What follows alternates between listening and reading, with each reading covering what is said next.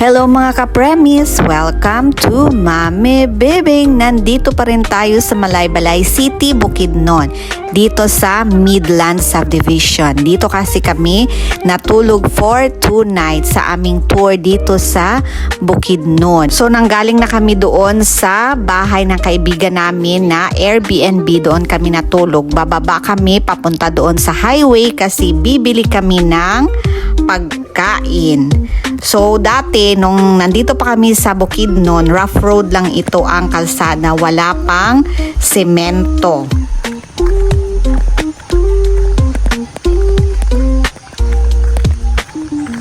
Ano namin manok sa baba? Ano namin daw manok sa baba? Kay manok. So tingin mo, palikag manok asa. Na may lechonan dira. Dira? Dito ba? Sa baba si kuya. Kuya! Asa mag-agi manaog dira? Kani? Walay bitin? Sure ba? Walay manakon? Ta, sige. Laag pa more. Sige na, ayaw na. I'm okay. Nagtaig kay kaganinang kabayo.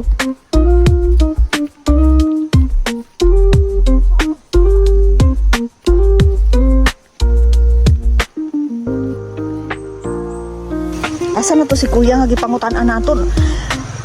Nabiglang nag-vanish.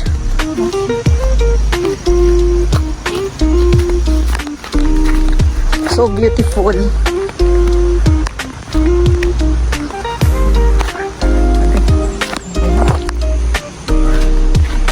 Oh, it's so pretty. Okay.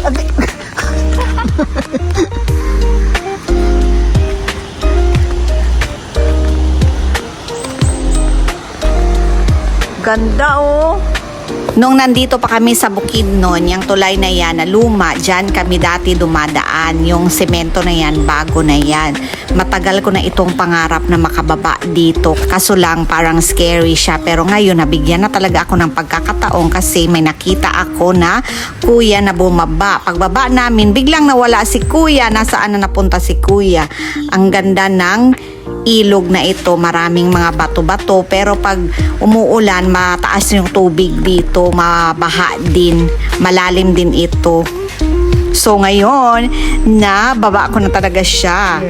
Kasi gustong-gusto ko yung mga sapa, mga ilog kasi nare-remember ko yung aking kabataan sa aming probinsya.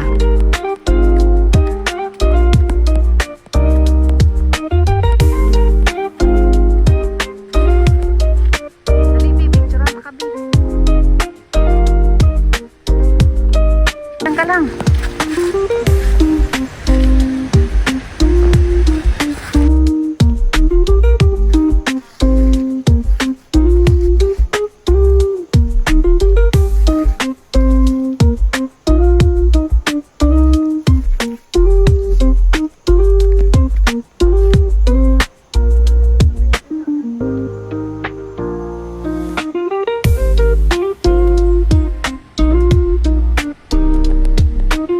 Sa taas ng ilog na ito, doon sa pupuntahan namin, highway na yon, maraming mabibili doon. May lechon manok, may mga gulay doon. So, pwede kang magluto talaga doon sa Airbnb, sa tinuluyan namin. Kasi may mga gamit doon na pangluto, hindi ka magugutom.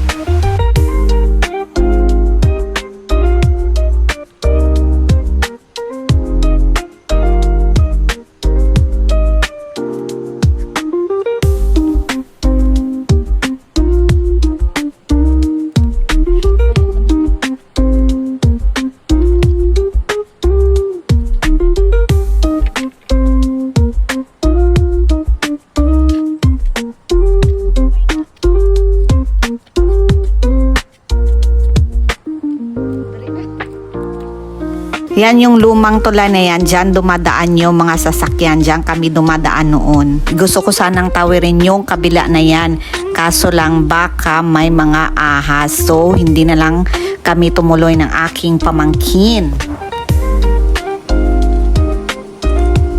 may butas yung ano niya, oh. Tumakulog ko dyan. Goodbye Philippines. Goodbye Earth. Tingnan mo. Ito yung ano, Mga Airbnb dyan, ay sa mga gusto mag-travel dyan.